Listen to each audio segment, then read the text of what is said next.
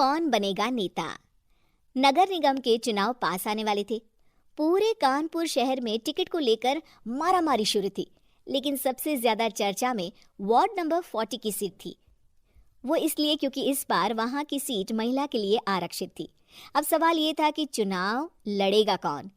इससे पहले ठाकुर साहब वहां से पार्षद थे और इस बार उन्होंने अपनी पत्नी सीमा ठाकुर को टिकट दिलवाई और ठाकुर साहब की शान के कारण सीमा जी ने 20,000 वोटों से चुनाव जीत लिया। अरे बधाई हो सीमा भाभी, अब तो आप वार्ड की पार्षद बन गई हैं। अब तो हमारे काम आप ही करवाएंगी। अरे ये तो सिर्फ नाम की पार्षद बनी है, वो तो महिला सीट आ गई, वरना पार्षद तो मुझे ही बनना था। अब भले ही चेहरा इसका होगा लेकिन पावर तो मेरी ही होगी। अरे वाह भाई साहब, क्या दिमाग लगाया है आपने भी। आइए आप लोग, खाना लगा दिया है सबके लिए। सीमा जी पार्षद बन चुकी थीं, फिर भी उनकी एक ना चलती। सारे काम ठाकुर साहब खुद ही संभाल लेते और जहां जरूरत पड़ती वहां सीमा जी का अंगूठा लगवा लेते। सीमा जी ज्यादा पढ़ी लिखी भी नहीं थी। एक दिन ठाकुर साहब और सीमा एक प्रोग्राम में जाते हैं। अरे ठाकुर साहब आप आ गए। ओहो, पार्षद मैडम भी आ गई हैं। स्वागत है आप दोनों का। लगता है हमारे पार्षद फंड का सही इस्तेमाल हो रहा है। चलिए अब उद्घाटन करते हैं। ये लीजिए ठाकुर साहब कैची, आप ही सबसे पहले प्रवेश कीजिए। सब लोग आगे निकल जाते हैं और सीमा जी पार्षद होने के बावजूद भी पीछे खड़ी रह जाती हैं। वो देखती हैं कि वेलकम बोर्ड पर उनका नाम है, लेकिन महिला होने के कारण कोई उनका सम्मान नहीं कर रहा। अगले दिन एक आदमी उनके घर आता है। अरे ठाकुर साहब नमस्कार। कल ना हम नोटिस किए कि हमारा घर तो अवैध है और नगर निगम वाले उसे तोड़ने आ रहे हैं। अरे कुछ कीजिए ना ठाकुर साहब। देखो भाई, मैं तो ज्यादा कुछ कर नहीं सकता, पर अगर तुम सबकी जेब गर्म कर दो तो कुछ हो सकता है। कुल मिलाकर 4 लाख लगेंगे।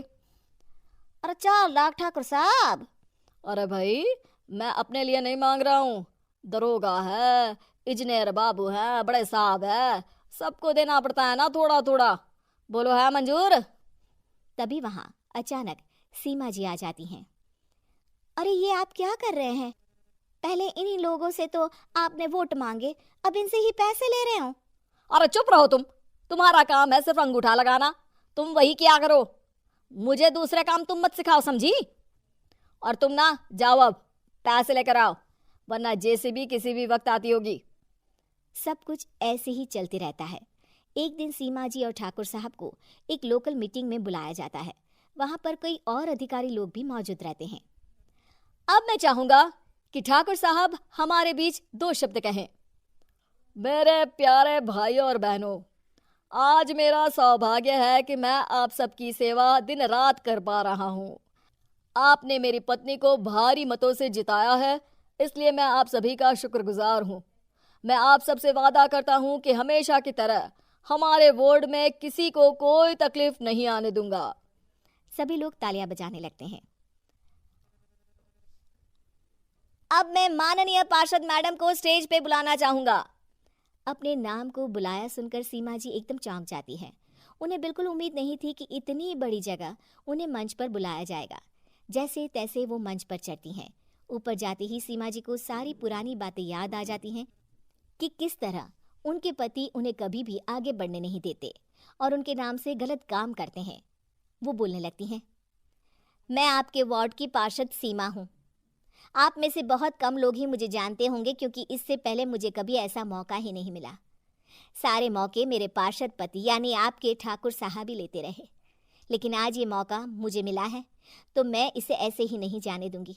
मैं आपको ये बताना चाहती हूँ कि आपके ठाकुर साहब मेरे नाम की आड़ में गैर कानूनी काम करते हैं, जिस पर अंगूठों के निशान मेरे होते थे। इसीलिए मैं अपनी गलती मानती हूँ और आज अपने पद से इस्तीफा देती हूँ, ताकि आगे से कोई गलत काम ना हो पाए। अब फैसला आप सबके हाथ में है कि आप हमें क्या सजा देना चाहते हैं। सीमा जी की बातें सुनकर ठाकुर साहब के चेहरे का रंग उड़ जाता है और वो शर्म से मुंह नीचा करके वहां से चले जाते हैं और पद से इस्तीफा देकर ही सही सीमा जी अपने आप में आत्मविश्वास महसूस करती हैं।